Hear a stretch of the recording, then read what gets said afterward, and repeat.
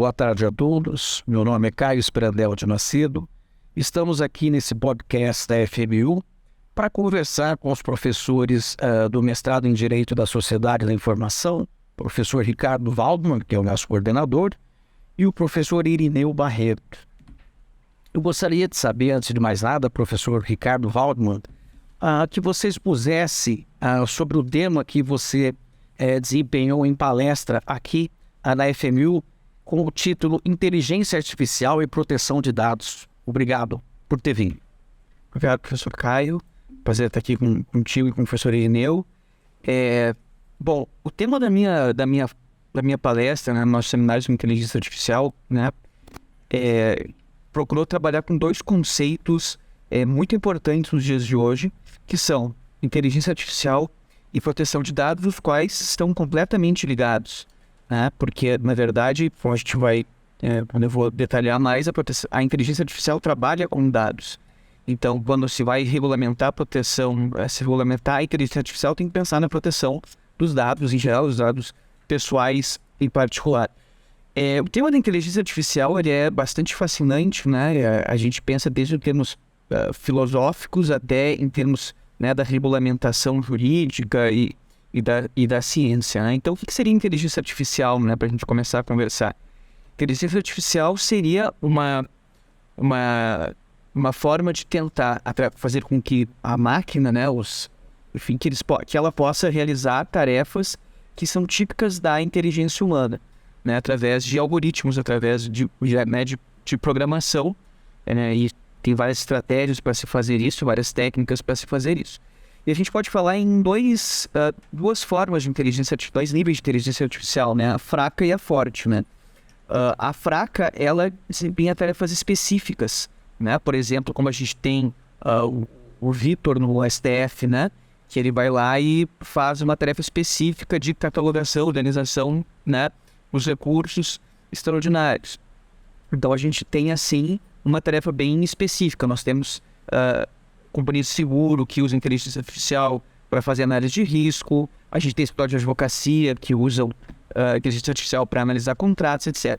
E tem inteligência artificial forte, que seria aquela que realizaria basicamente a mesma coisa que um ser humano faz com completude, E aí, se essa primeira está bem desenvolvida, a segunda, a gente, em princípio, pelo que se sabe, está bem longe de acontecer, E mesmo para o primeiro caso, até se questiona se há, de fato, pode falar realmente uma inteligência, porque a nossa inteligência inclui a gente dar sentido para aquilo que a gente faz, entendeu? O sentido daquilo que a gente está fazendo, E a gente nem sabe se, de fato, as máquinas, as programações, os algoritmos conseguem fazê-lo. Tem até, eu gosto de dar o exemplo do teste do quarto chinês, em que as pessoas, a gente tem uma pessoa que não fala mandarim, que é colocada ali num quarto fechado, em que ela recebe lá instruções sobre como responder em mandarim determinadas perguntas em mandarim. Ela consegue, porque os ideogramas são iguais, ela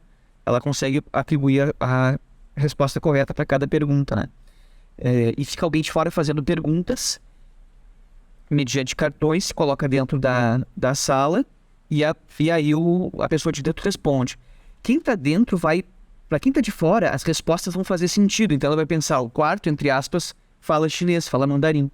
Mas, de fato, a pessoa que está lá dentro não fala mandarim, Então isso pode, provavelmente, é o que acontece com as máquinas. Elas respondem para a gente, elas podem dizer, por exemplo, se o risco de uma pessoa falecer por alguma doença, ou praticar um acidente de trânsito, é maior ou menor, mas ela não entende o que significa isso, acidente de trânsito, a morte, as implicações sociais dessa decisão. Então, não se poderia falar propriamente numa inteligência artificial. Como seja, sendo inteligência ou não seja inteligência artificial, inteligência no sentido próprio, o fato é que a inteligência artificial afeta a nossa vida, ela é utilizada cada vez mais e ela gera uma série de riscos, A gente vai ter a oportunidade, de ouvir o professor Caio, por exemplo, falando sobre reconhecimento facial, dados biométricos, enfim, pode prejudicar muito a vida de alguém, acusando-a falsamente. A gente tem o caso,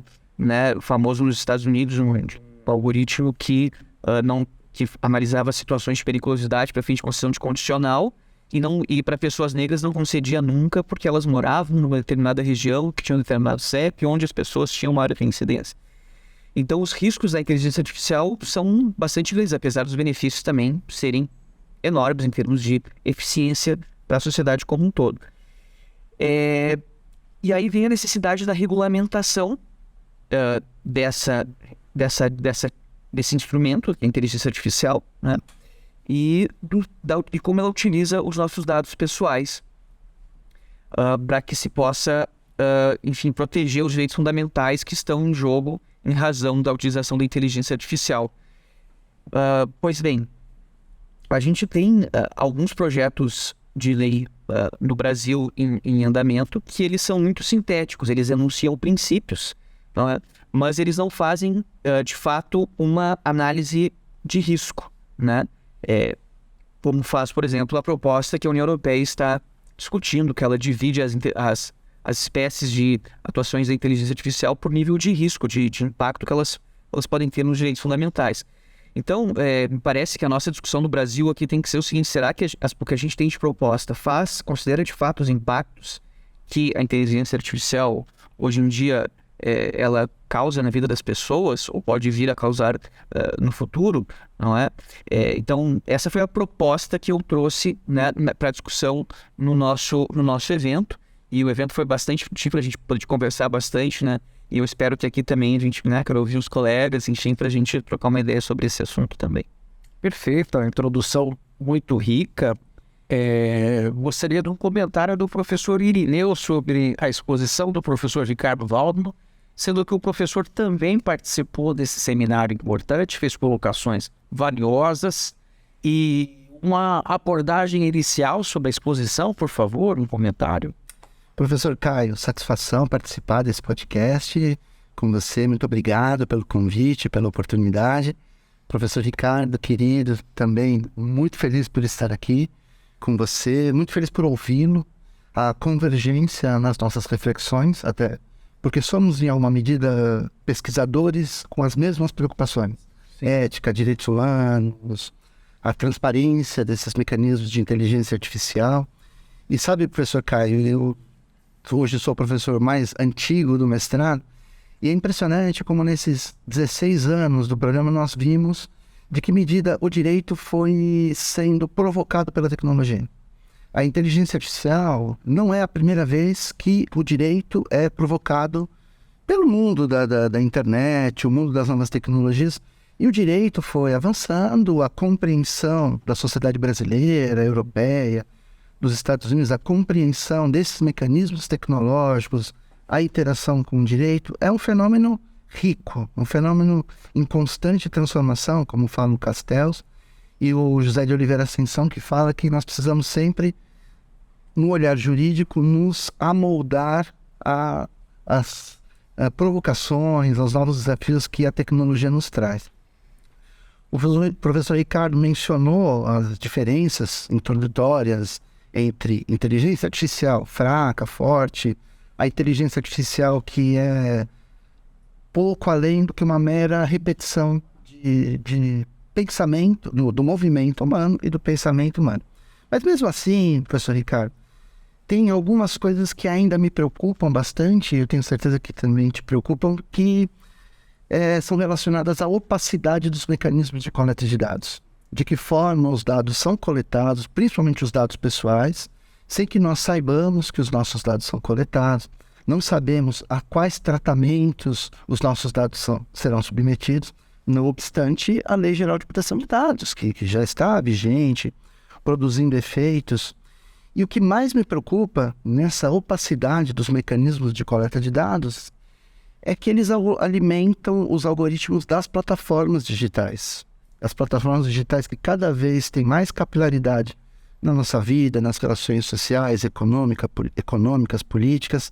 E as plataformas digitais são capazes de moldar quem nós somos, a maneira como pensamos, como consumimos, alterar os nossos desejos. Eu queria te ouvir um pouco mais, Ricardo, da sua preocupação sobre esses mecanismos de coleta de dados e como eles são pouco claros, como eles são um pouco transparentes e se nós já temos uma legislação voltada à coleta e consentimento do tratamento de dados, imagina o desafio que nós teremos para uma legislação que regule a inteligência artificial. E como você muito bem disse, os dois elementos tecnológicos, inteligência artificial, coleta e tratamento de dados, são umbilicalmente ligados. Queria ouvir um pouco mais, porque o tema é muito instigante. Sim, vejam que porque a inteligência artificial fraca, ela não realiza tudo que um ser humano realiza, não quer dizer que ela não seja perigosa, né? É interessante a gente falar sobre isso, porque às vezes as pessoas têm a ideia de que a inteligência artificial fez alguma coisa que ela, pelo menos por enquanto, não é. Não quer dizer que ela nunca virá a ser.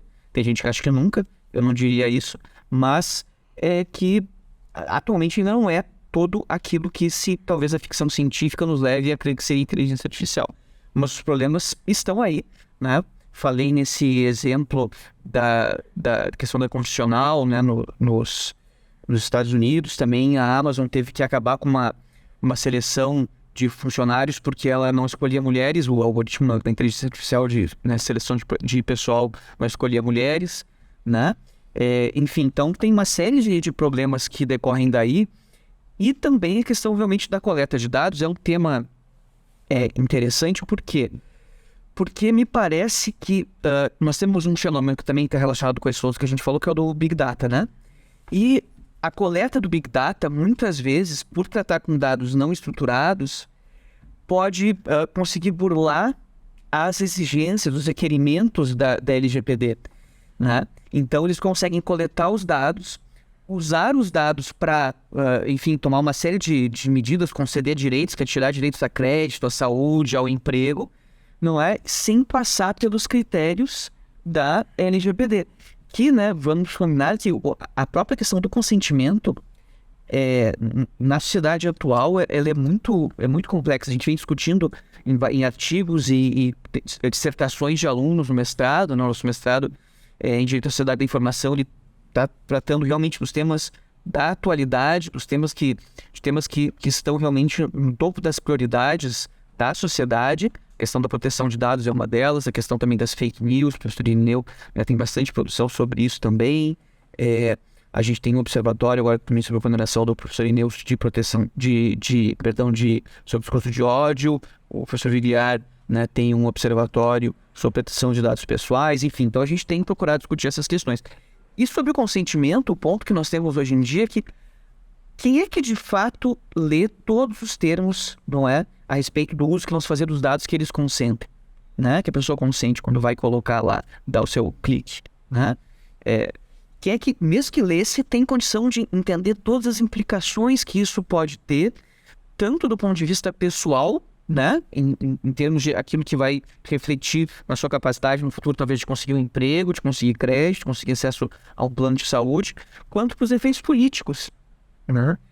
Que isso tem, porque, de novo, quando a gente vai falar de fake news, discurso de ódio e da manipulação que se faz para termos políticos, a gente vai ter aí uma utilização desses dados pessoais. Então, vamos dizer assim, se o professor Irineu é cuidadoso com os dados pessoais dele, mas eu não sou, eu posso estar atrapalhando o professor Irineu e o Brasil todo, né? Porque eu estou me sujeitando à manipulação, assim como outras pessoas que estiverem tomando essa mesma medida. E, claro, a inteligência artificial, ela tem papel central nisso. Por quê? Porque ela vai auxiliar a indústria, as organizações políticas e econômicas no sentido de alcançar mais pessoas possíveis, predizer comportamento, para dizer, olha, que fake que eu tenho que largar para aquele grupo social específico, para que ele tome a decisão, por exemplo, de ir votar ou não ir votar em tal dia, e daqui a pouco reduzir a votação de determinado candidato, né? Então é um contexto realmente, potencialmente muito danoso. A gente tem que realmente pensar nisso e superar algumas categorias. Eu acho que a LGPD, e no mesmo, inclusive a gente pode fazer essa mesma crítica do próprio Regulamento Geral de Proteção de Dados Europeu, ele ainda dá muito peso para o consentimento, não é? E quando o consentimento de fato não tem esse condão todo, não é, de proteger os dados pessoais de um uso abusivo, né? Nosso colega Danilo Doneda, né, recentemente falecido, dizia que o ethos da LGPD é a autodeterminação do usuário. E a gente sabe, né, professor Ricardo, como estamos distantes, mas não queria interromper, professor Caio. Eu gostaria de ressaltar essa questão complexa da perfilização, né, ou da categorização das pessoas que o tratamento de dados pode permitir, e que a indústria, basicamente a indústria de consumo, realmente leva isso muito a sério, visando obter lucro mesmo.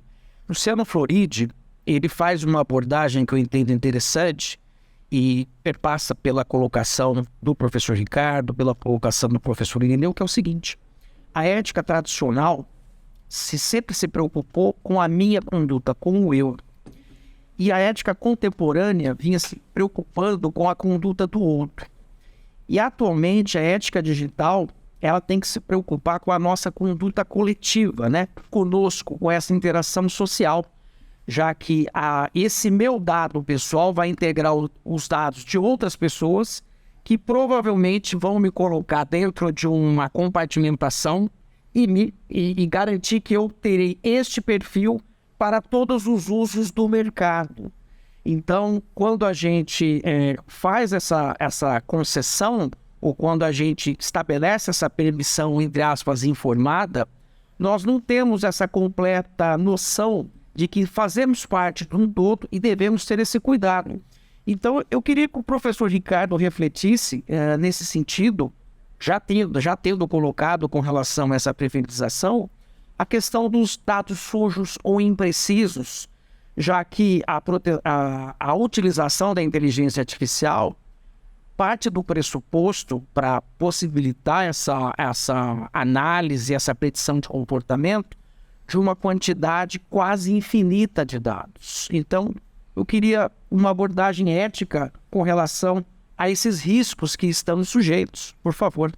Então, realmente, um dos grandes problemas da perfilização, né, e da utilização dessa Big Data, né, dessa quantidade absurda de dados que o professor Caio falou, é justamente que daqui a pouco a pessoa, justamente por estar num determinado perfil, ser enquadrado em um determinado perfil, não vai ter suas condições específicas levadas em consideração e vai deixar talvez de receber um benefício que mereceria receber, né?